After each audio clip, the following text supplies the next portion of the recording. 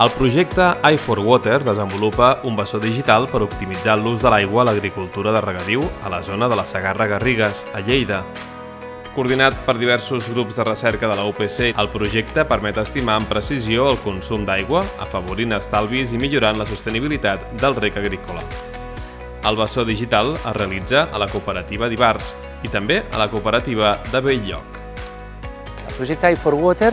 el que tracta és d'entrenar models de machine learning, d'intel·ligència artificial, per estimar la humitat que tenim en superfície, però també en profunditat, entre 10-40 centímetres i entre 40 i 100 centímetres,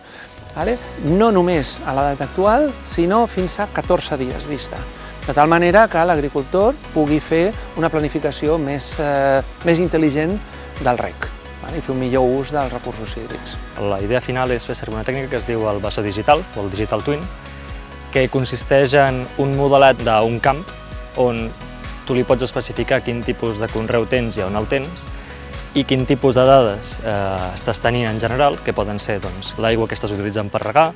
l'aigua excedent que en surt del camp, dades d'humitat del sòl que pots tenir amb sondes o dades d'humitat que extreus utilitzant altres tècniques que poden ser per satèl·lit. I al final totes aquestes dades les agreguem i les passem per un model on al final l'objectiu és poder diferenciar el moment òptim de reg o el punt òptim de reg. Per aconseguir aquestes dades s'utilitzen sensors d'humitat al camp, imatges que provenen directament de satèl·lits i dades de georadar. Aquest georadar pot estar instal·lat sobre un robot autònom que recorre el camp o a través d'un radar de majors dimensions. Aquest és un instrument que emet radiació en diferents bandes de freqüència, diferents polaritzacions, i a base d'aquesta informació es pot obtenir paràmetres de la humitat del terreny en superfície i de la vegetació. Nosotros trabajamos con datos de distintos satélites, por ejemplo de SMOS, y lo que intentamos hacer es mejorar la resolución de los mapas de humedad que proporcionan estos satélites. Entonces, este satélite en concreto proporciona mapas de humedad a 40 kilómetros y lo que intentamos hacer es mejorar su resolución combinando esta información con otros satélites. També utilitzem sondes d'humitat per tal de detectar a diferents profunditats del terra com d'humit està en diferents profunditats, i això ens permet saber si el regadiu en el camp de conreu és òptim segons el tamany de profunditat de les arrels del tipus de conreu que hi hagi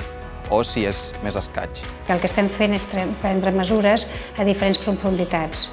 Després, aquestes mesures ens ajudaran per un costat a validar els nostres mapes d'alta resolució, que estem tenint a 60 metres o més, inclús podríem arribar a 20, i per un costat ens serveix per validar aquests mapes i després aquests mapes podem també desenvolupar models que ens ajudin a inferir la humitat que nosaltres tenim aquí a aquesta capa superficial a nivells més baixos, de més profunditat. Fem un procés que es diu de downscaling, de convertir el píxel gros, que és uns 40 quilòmetres, en píxels més petits, i aquesta és la informació d'entrada. És a dir, ja no tenim les sondes, tenim la informació del satèl·lit i a partir d'allà anem propagant en fondària i amb el temps, a partir de la informació meteorològica. El projecte i4Water el que volem és mesclar totes aquestes dades òptiques, dades de radiometria, potser dades de radar, juntar amb dades terrenes per tenir un model complex però atacable i que ens pugui donar els paràmetres que nosaltres volem estimar. Totes aquestes tècniques, al final, l'objectiu és que ens permetin optimitzar aquest procés de regadiu i de recol·lecció dels aliments i així malbaratar menys recursos. Venimos de una época de sequía donde realmente los cultivos tradicionales se han visto comprometidos, ¿no? Este hecho ha provocado una vuelta a la preocupación de que el agua es un bien escaso, que obligará probablemente a modernizar los sistemas de riego que tenemos en esta zona y probablemente en toda Catalunya i en Espanya, ¿no? Sobretot en aquestes zones de regadiu, que es regava molt, mira, ara tinc aigua i l'aprofito i segur que l'utilitzo perquè és el moment que tinc. Ajudarà a gestionar millor quan tenim que regar, quan no tenim que regar, i per tant jo crec que és una cosa important, sobretot ara que jo crec que cada vegada serà un recurs més és deficitari, l'aigua, i per tant es tindrà que gestionar més intel·ligentment. El tema de la digitalització dels regadius és una estratègia de futur, d'un futur bastant present, que hem de caminar cap allà per poder ser una mica més resilient enfront als períodes de sequera. Ens connectem, universitat, investigadors, empresa, agricultor, i que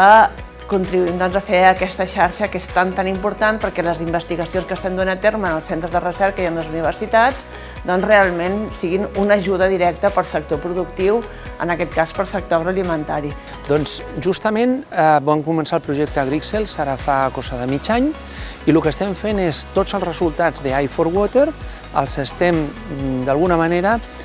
fent-los operacionals dintre d'AgriXcels, de tal manera que serà una capa més d'informació que es podrà afegir a d'altres, com de temperatura, algun índex de vegetació, conreus i demés, de tal manera que es pugui fer un ús per la comunitat. És a dir, que no és un projecte d'aquells que deixem al calaix i fem un paper, sinó que serveixi als agricultors o també a les administracions per fer una millor planificació dels recursos hídrics.